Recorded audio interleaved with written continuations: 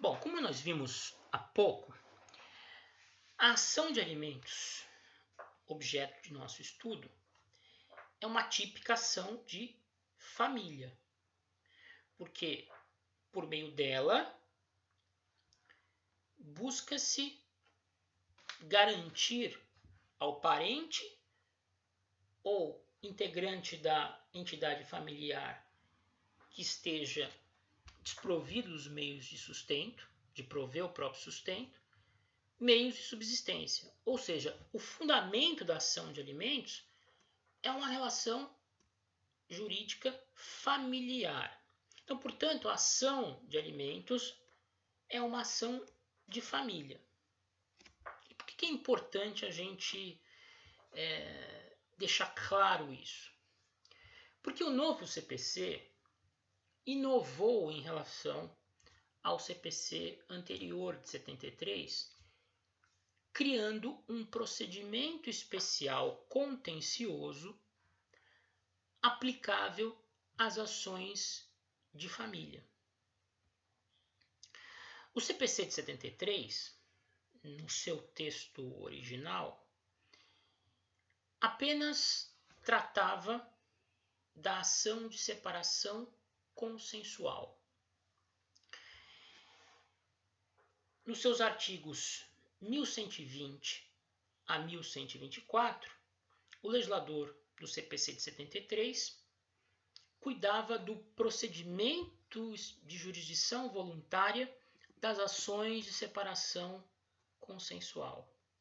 Jurisdição voluntária, vocês sabem, é aquela modalidade de atividade jurisdicional em que não há um litígio a ser resolvido pelo órgão jurisdicional. O que existe são duas pessoas interessadas em alcançar o mesmo fim, porém, este objetivo comum, por força de lei, necessita do crivo judicial, da chancela do Poder Judiciário, para ser alcançado. Era o caso, na época, da separação consensual. Os dois cônjuges não queriam mais manter a sociedade conjugal. Desejavam se desvincular um do outro.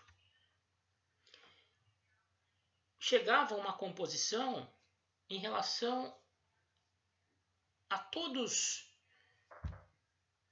os itens que precisavam ser acertados entre os dois para que a separação se efetivasse.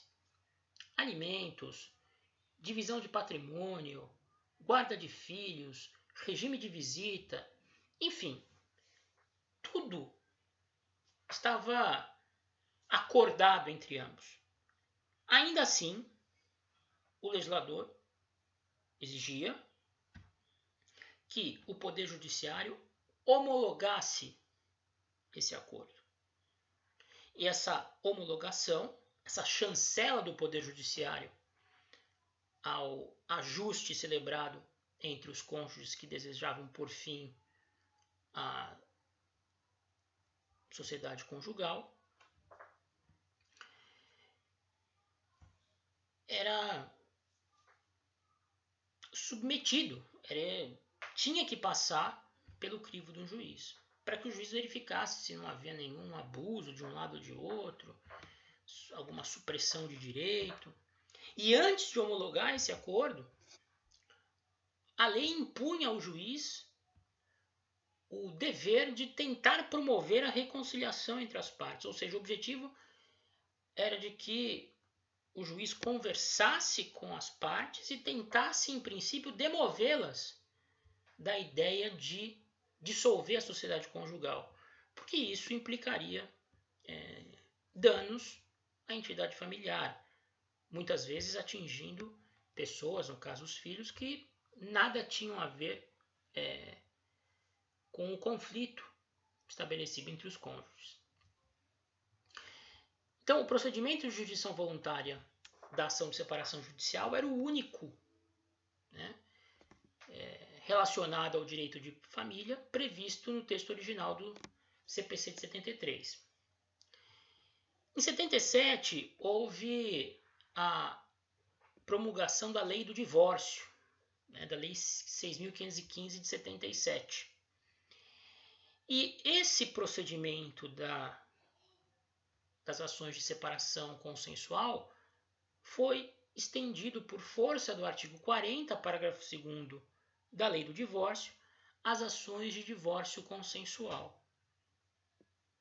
Depois, muitos anos à frente, 30 anos à frente, em 2007, a Lei 11.441 acrescentou o artigo 1124-A ao CPC de 73, permitindo que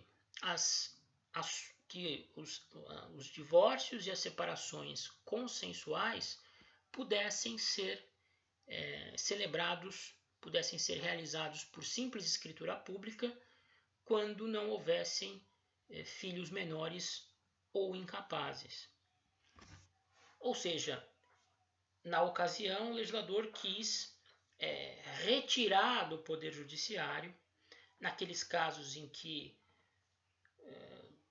não há interesses de menores ou de pessoas incapazes, o encargo de ter que homologar o acordo de vontade dos cônjuges, tentar demovê-los da ideia da separação ou do divórcio. Então, o CPC de 73, resumidamente, só tratava de ações de dissolução de sociedade conjugal e matrimônio consensuais, estabelecendo procedimento especial, esse do artigo 1120 a 1124. Todas as demais ações de família, reconhecimento e dissolução de união estável, separação litigiosa, divórcio litigioso, ação de guarda, ação de regulamentação de visitas, ação de investigação de paternidade, que é chamada ação de filiação, seguiam o rito ordinário previsto no CPC de 73. E seguiam esse rito em função da inexistência de um rito especial destinado a atender as peculiaridades dessas ações de família.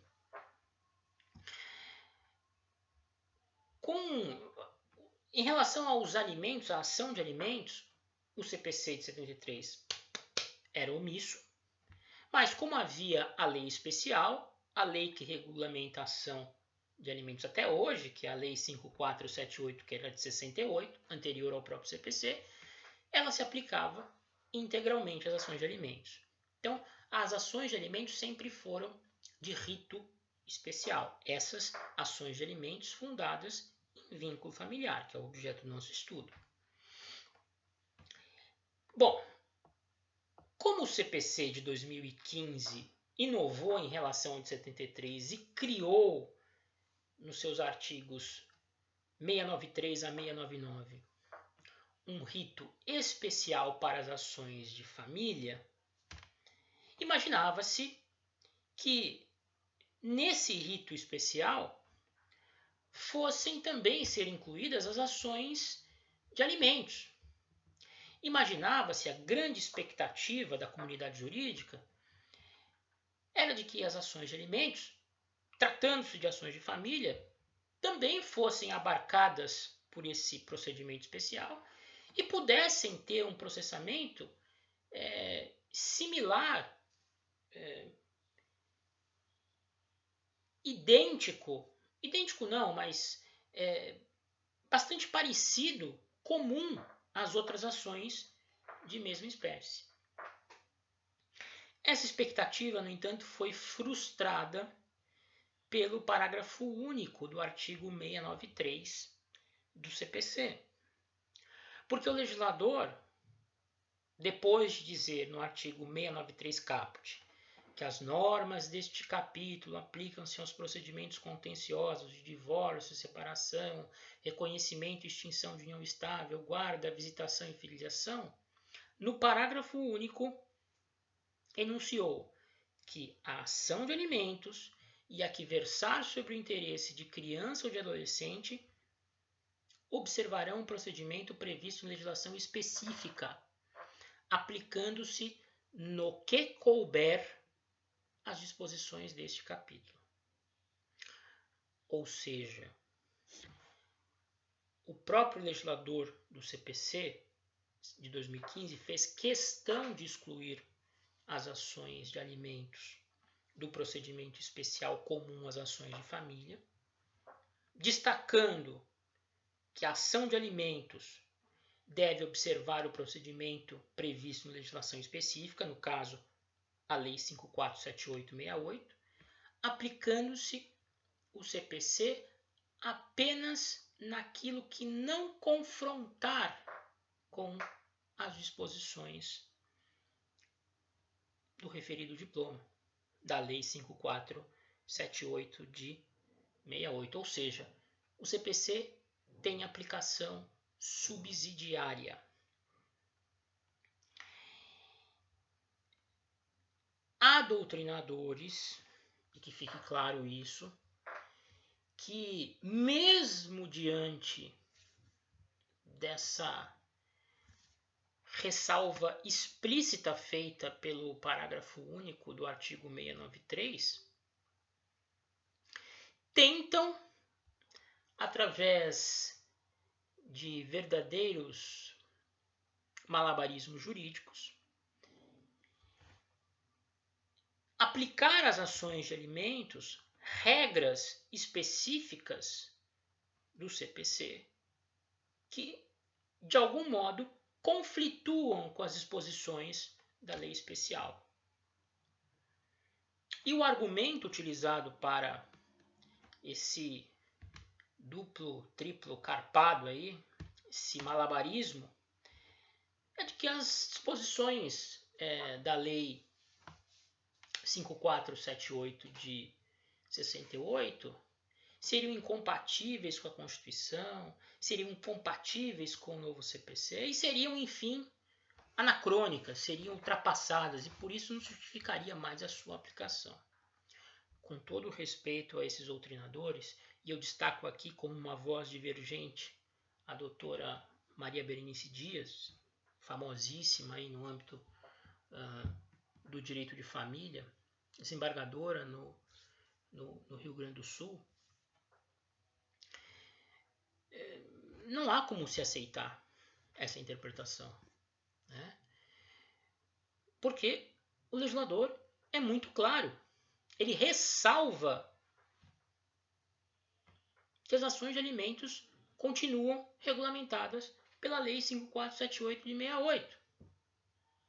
Anacrônica que é. Talvez fosse o caso, fosse melhor que se aplicasse as regras das ações de família à ação de alimentos. Isso, sem dúvida, modernizaria o procedimento, né? Mas isso não pode ser feito porque o intérprete, o doutrinador, o juiz, o advogado, pensa, defende essa ideia. A lei tem que ser observada.